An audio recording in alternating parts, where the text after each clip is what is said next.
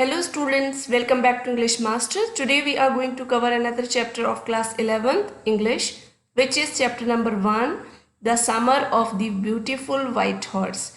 So this chapter was written by William Sarion, and here we will be learning about a boy who belongs to a tribe and how crazy he is about the horses.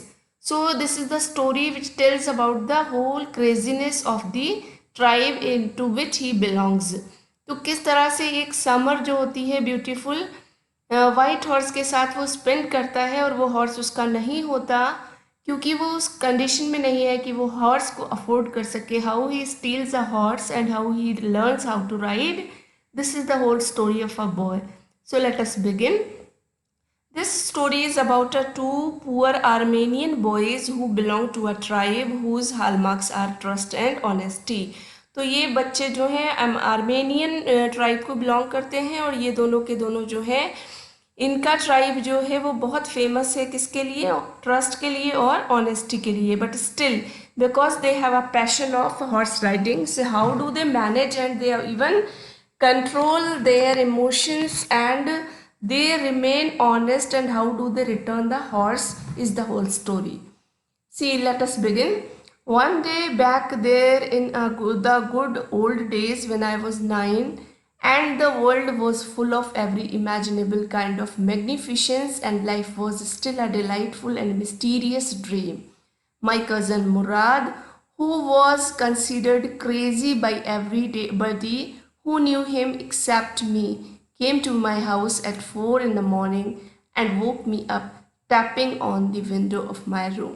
So here the writer says कि मैं जब एक दिन सुबह सुबह वो अच्छे दिन थे, he is talking about the good old days when he was 9 years old and he was busy in imagining beautiful things. क्योंकि जब हमारी एज बहुत कम होती है, जब हम छोटे बच्चे होते हैं तब हम इमेजिनेशंस में ज़्यादा रहते हैं और वो बहुत मैग्निफिशेंस मीन्स बहुत शानदार होता है। We do not imagine the things that are real, we imagine that are things that are very wonderful, beautiful and magnificent.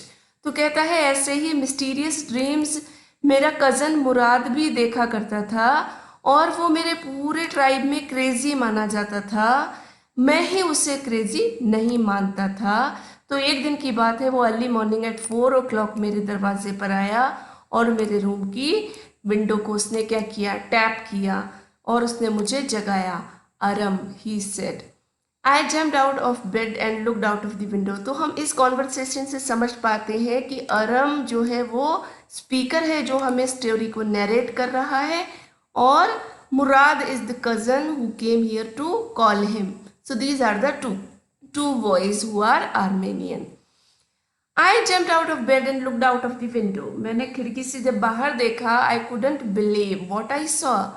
It wasn't morning yet, but it was summer, and with daybreak not many minutes around the corner of the world, it was light enough for me to know I wasn't dreaming.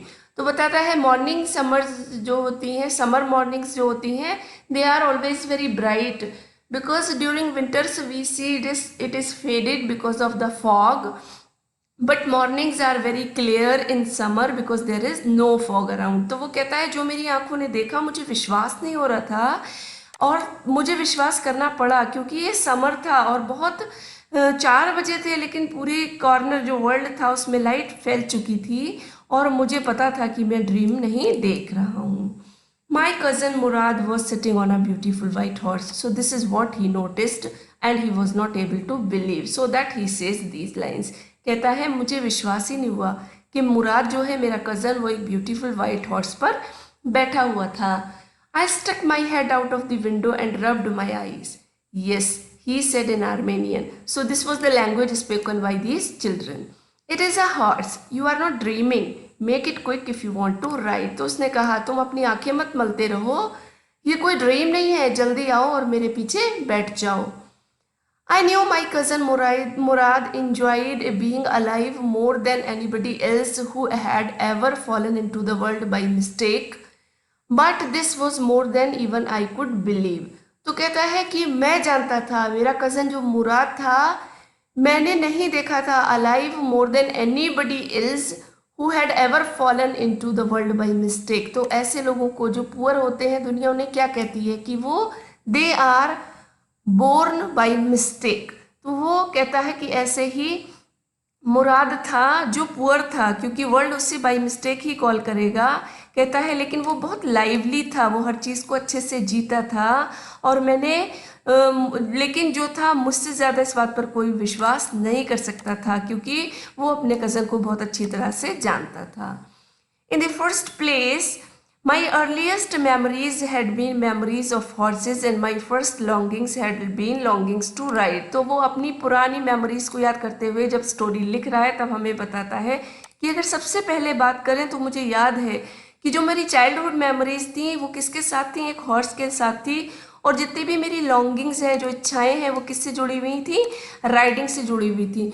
The writer is telling that since beginning, when he started thinking, when he started using his own brain, he loved being with horses and he liked horse riding. This was the wonderful part, and now it is coming true, so it became a wonderful part of his life. In the second place, we were poor. पहली चीज़ तो ये थी, हमारी इच्छाएं ये थी कि हम घोड़े को राइड करें, लेकिन दूसरी जगह पर क्या था, हम लोग गरीब थे, हमारा कुनबा जो था वो गरीबों से था। This was the first part that wouldn't permit me to believe what I saw. इसीलिए जो मेरी आंखों के सामने था उसे देखकर मैं विश्वास नहीं कर पाया कि मैं क्या देख रहा हूँ। So both the children loved horses and horse riding, but because they were poor, they could not afford a horse. So their longings were only longings. They could not bring it into the consideration or into the reality. So they were planning and they were looking for it in future, but this is what had happened so fast and he did not believe it. We were poor, we had no money, our whole tribe was poverty stricken. कहता है हम गरीब थे, money नहीं थी, हमारा पूरा tribe जो था गरीबी में भटका हुआ था। Every branch of the Gargolanian family was living in the most amazing and comical poverty in the world. तो बताता है जो जिस ट्राइब को बिलोंग करता था, the tribe was Garoghlanian family and this was the comical poverty which they were facing. So he tells that his tribe was the most poorest tribe in the world. Nobody could understand where we ever got money enough to keep us with food in our bellies. और हमारे पास कोई proper source of income भी नहीं था, तो भोजन हमारे पेटों को कहाँ से पहुँचता था, इस पर कोई भी नहीं समझ सका. That somehow they used to manage to earn and fill their stomach, but they did not have a basic way of earning or a proper way of earning that could lead them in a better life. Not even the old men of the family. तो पुराने भी लोग जो थे वो ऐसे ही अपने घरों को चलाते रहे थे. They did not have proper earning. Source of earning was not proper. Most important of all, though we were famous for our honesty, we had been famous for our honesty for something like 11 centuries. कहता है कि हम लोग जो है 11 centuries से अगर आप देखें तो हम किसके लिए मशहूर हैं, ऑनेस्टी के लिए. Though they were very poor but they were very honest. So this is what he is keeping on pressurising and making us understand that they had not stolen the horse. Even when we had been the wealthiest family in what we liked to think was the world. कहता है कि जो we had been the wealthiest family in what we like to think was the world. हम इसीलिए अपने आप को कैसा मानते थे, सबसे ज़्यादा वेल्दी मानते थे. So money was in terms of money they were poor but keeping their values they were the wealthiest people because they never stole things, they never lied, so they were the most honest people on this earth. We were proud, first honest, next and after that we believed in right and wrong. तो उसने अपनी जो है family की उसने विशेषता बताई है कि वो प्राउड थे, ऑनेस्ट थे और वो बिलीव करते थे कि राइट और रॉन्ग में डिफ्रेंशिएट कर पाए. So they always liked to be ideal people. None of us would take advantage of anybody in the world, let alone steal. और कोई किसी की जो है एडवांटेज इस दुनिया में नहीं लेना चाहता था और वो आपस में एक दूसरे के साथ स्टील करना चाहते थे। तो वो जो था, राइटर जो था वो ये कहता है कि मैं ऐसी कोई भी एडवांटेज लेना नहीं चाहता जिससे कोई मुझे ये कहे कि हम स्टीलिंग में बिलीव करते थे या हम स्टीलिंग करना चाहते थे।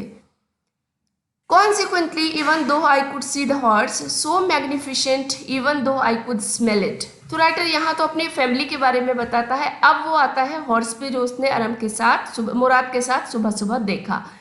तो कहता है कि मैंने जैसे ही उस हॉर्स को देखा, इतना मैग्निफिशेंट था, even though I could smell it, वो इतना अच्छा लगा उसे, like he was taking a deep breath after seeing it, so lovely even though I could hear it breathing, so exciting. I couldn't believe the horse had anything to do with my cousin Murad, or with me, or with any of the other members of our family, asleep or awake. Because I knew my cousin Murad couldn't have bought the horse, and if he couldn't have bought it, he must have stolen it. And I refused to believe he had stolen it. तो कहता है कि मैं believe नहीं कर पाया कि मुराद जो है उसके पास जो हमारी फैमिली को बिलोंग करता है, मैं सोया हूँ या जागा हुआ हूँ, क्योंकि मैं जानता था मुराद के पास इतने पैसे नहीं है कि वो हॉर्स खरीद सकता, और मैं इस बात पर भी विश्वास नहीं कर सकता कि वो कहीं से उसे चुरा कर लाया है। तो मैं अभी भी इसी कश्मकश में था, मैं समझ नहीं पा रहा था कि उसने वो कहीं से उसको खरीद कर लाया है या उसको चुरा कर लाया है।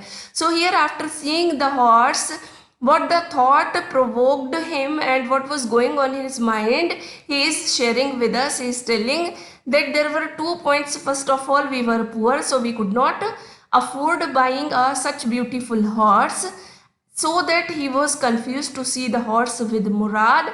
And secondly, they did not have a habit of stealing things, and he believed that Murad could not even steal because they belonged to a very honest tribe. So these were the two confusions which were going on in his mind after seeing the horse. So children, we will be covering this much only today.